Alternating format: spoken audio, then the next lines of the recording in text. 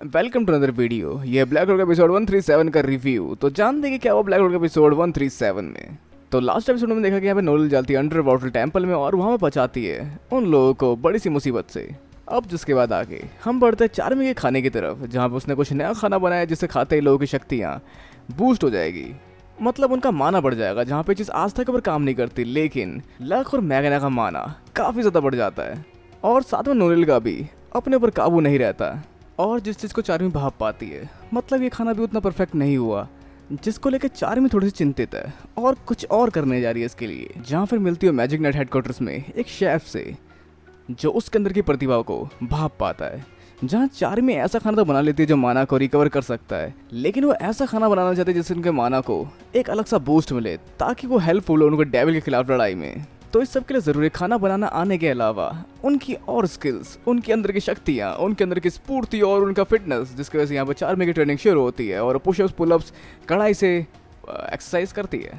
अब जब वो खाना बनाने के लिए उन्हें चाहिए 3 ऐसे इंग्रेडिएंट जिसको आज तक किसी ने कभी नहीं देखा, जिसकी खोज में चार्मी निकल पड़ती है चट्टानों से होते हुए, जहाँ उसे मिलता है पहला इंग्रेडिएंट, और फिर समुद्र की गहराइयों में मछली ढूंढते और फिर लास्ट में बर्फीले इलाके में बड़े से दानव की खाल, जहाँ उसे 3 अलग अलग जगह के अलग अलग तरह के इंग्रेडिएंट मिल चुके हैं जिससे वो काफ़ी कुछ कमाल कर सकती है। तो अब वो इंग्रेडिएंट इनके हाथ लग चुका है जिससे इन्हें बनाना है खाना, और यहाँ बन चुका है स्पेशल चार्मी का खाना जिससे इनकी माना बूस्ट हो सकती है। और ये देखने में काफ़ी ज़्यादा डिस्गस्टिंग है और इसी वजह से बाकी लोग इस खाने को खाने से मना कर देते हैं। लेकिन जहाँ आस्था चार्मी की मेहनत को देखते हुए रिक्वेस्ट करता है कि इसको खा लो, और साथ में चार्मी का मास्टर भी उनसे रिक्वेस्ट करता है कि प्लीज़, चार्मी ने बहुत मेहनत की है, प्लीज़ इसको मना मत करो।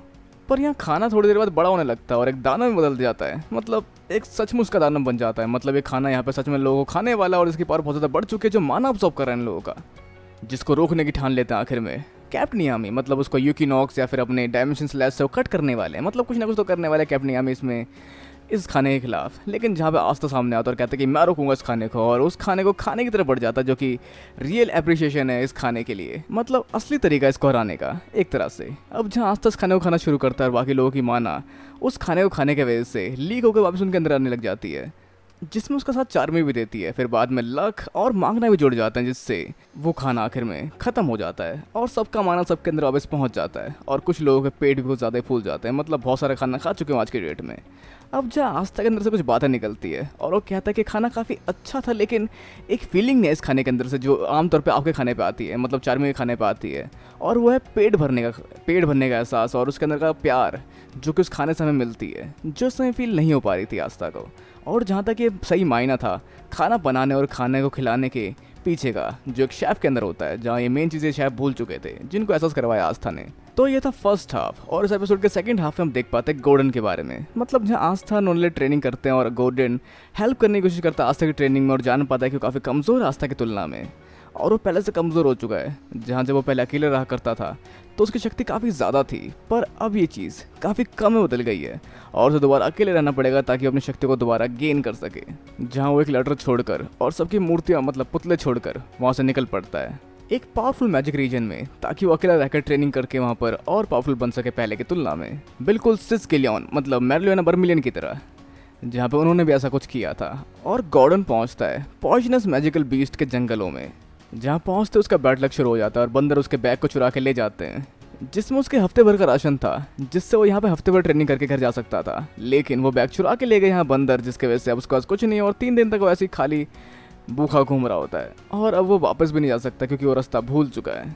जिस बीच वो अपना अकेलापन काटने के लिए बाकी लोगों की मूर्तियाँ बनाता है, मतलब लकड़ी से बनाता है उनके पुतले, जहाँ पे उनसे बात करता है और सबकी मिमिक्री काफ़ी बढ़िया तरीके से करते हैं यहाँ गोर्डन, मतलब काफ़ी बढ़िया मिमिक्री करते हैं यहाँ पर, और अपना अकेलेपन को काट रहा होता है। और तभी यहाँ पे एक मैजिकल बीस्ट आ पहुँचता है जिसके खिलाफ गोर्डन का पॉइजन मैजिक बिल्कुल काम नहीं करता और उससे वो हारने लगता है, जिसकी वजह से वहाँ से निकल लेता है। मतलब उसे लग रहा है कि उसकी शक्ति सच में काफ़ी कमज़ोर हो चुकी है पहले के मुकाबले, और पानी पीने के लिए तालाब की तरफ पहुँचता है जहाँ 3 दिन के बाद वो पानी पीने वाला है। पर तभी वहाँ पर उस मैजिकल बीस्ट की मॉम और वो मैजिकल बीस्ट पहुँच जाता है, जिससे लड़ना सच में काफ़ी मुश्किल है गोर्डन के लिए, क्योंकि वो छोटे वाले को नहीं रह पाया तो बड़े वाले को कैसे रहेगा, और उनके खिलाफ उसका पॉइजन बिल्कुल काम नहीं आता। वैसे इस बीच हम देख चुके हैं कि यहाँ पर बाकी के टीममेट्स जो थे गोर्डन के, वो कहीं निकल रहे हैं। तो क्या उन्हें गोर्डन का लेटर मिल चुका है और वो गोर्डन को ढूंढने के लिए निकल रहे हैं?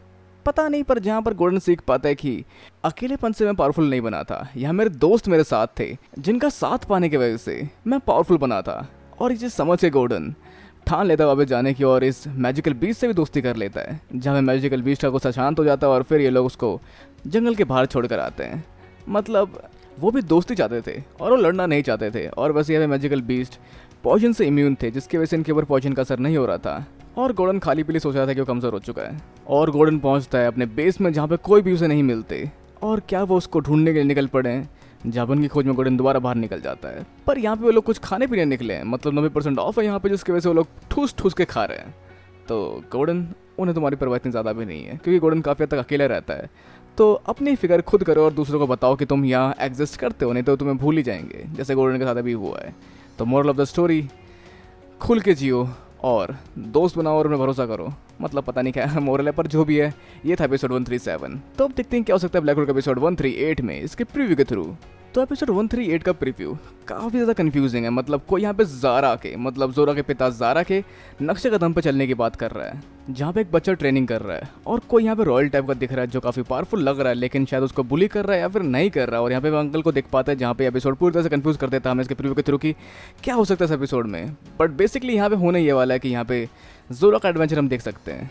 अब जहाँ पर शायद इसके हाथ में जो ब्रेसलेट दिखाया जा रहा है वो किसी रॉयल का होगा, जो अपनी अमीरी झाड़ रहा होगा और बाकी को अपने से नीचा मान रहा होगा। तो ऐसा कुछ होने वाला है एपिसोड 138 में। तो हम जान पाएंगे एपिसोड 138 को देखकर। और वैसे अब आप क्या सोचते हैं क्या हो सकता है एपिसोड 138 में ब्लैक क्लोर के? अपने विचार हम नीचे कमेंट बॉक्स में बताना बिल्कुल ना भूलें, और इस वीडियो को लाइक, शेयर और चैनल को सब्सक्राइब करना भी बिल्कुल ना भूलें। तक के लिए मिलते हैं अगली वीडियो में। Sayonara and have a nice day.